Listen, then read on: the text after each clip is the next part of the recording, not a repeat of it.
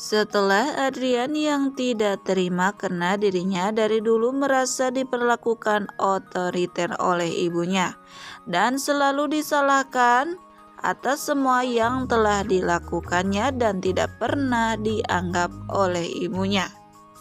Adrian pun akhirnya mencari pelampiasan dan orang yang dapat mengerti serta mendukungnya.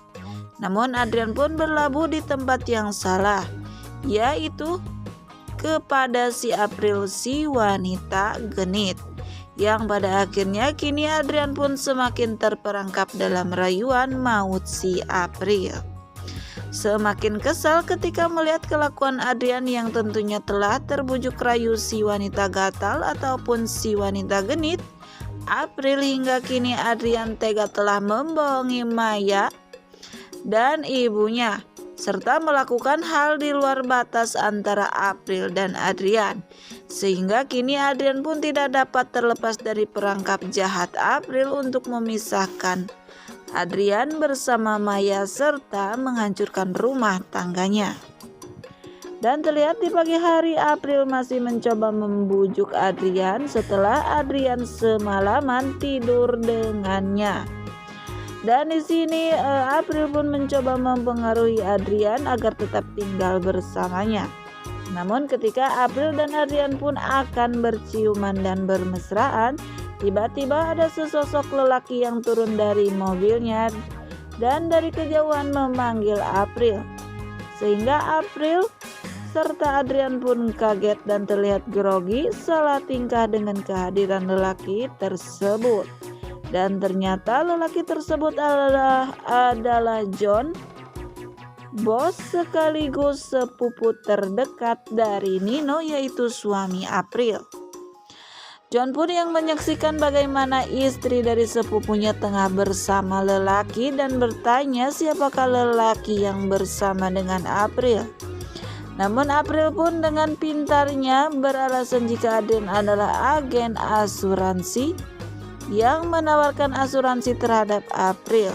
Dan di sini Juan pun awalnya tidak percaya dengan hal tersebut. Namun akhirnya Juan pun tidak mempermasalahkan apa yang telah dikatakan April maupun Adrian. Dan tentunya Juan pun hanya fokus kepada tujuannya untuk menanyakan kabar tentang sepupunya yaitu Nino yang kini tengah di penjara. Namun di sini Juan pun berkata kepada April jika dirinya sanggup menjadi pengacara dan membantu Nino agar dapat segera keluar dan terbebas dari penjara yang telah mengurungnya selama ini.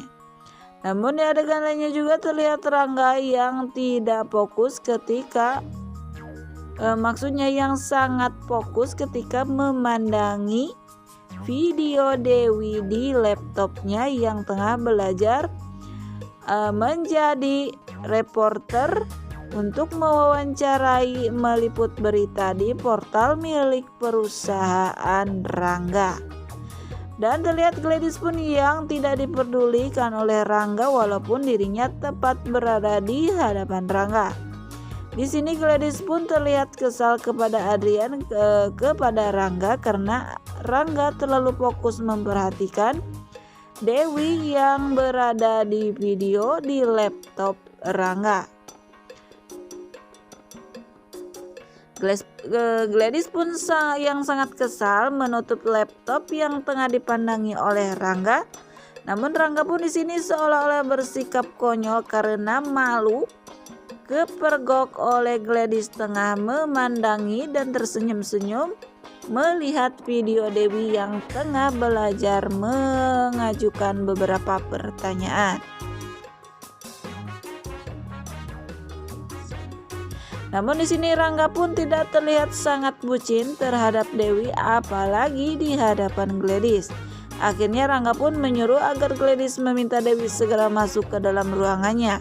Dan tentu saja di sini Rangga pun memberi komentar yang cukup mengesalkan bagi Dewi tentang hasil Dewi yang mencoba menjadi reporter berita di portal berita milik Rangga.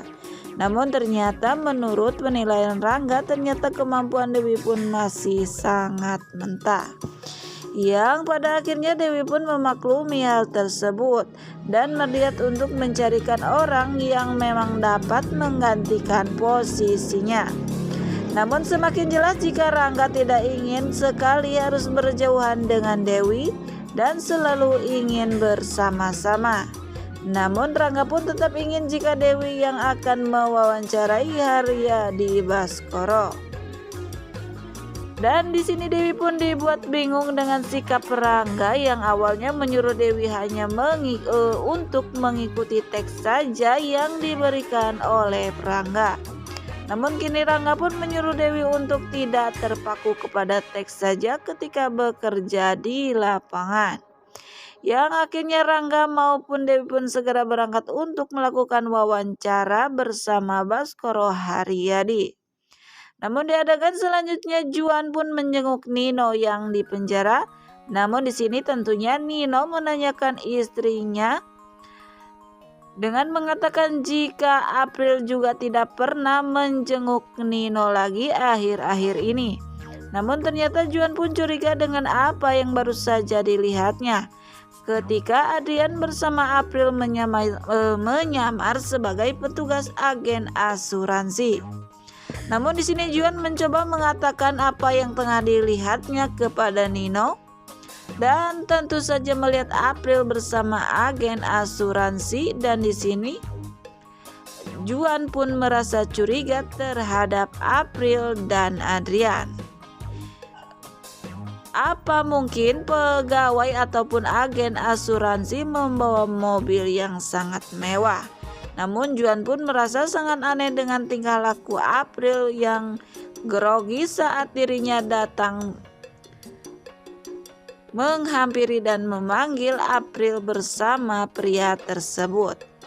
Namun Nino pun di sini malah tidak terima dan menuduh kepada Juan jika Juan telah dibayar seseorang untuk dapat menjauhkan Nino dengan April.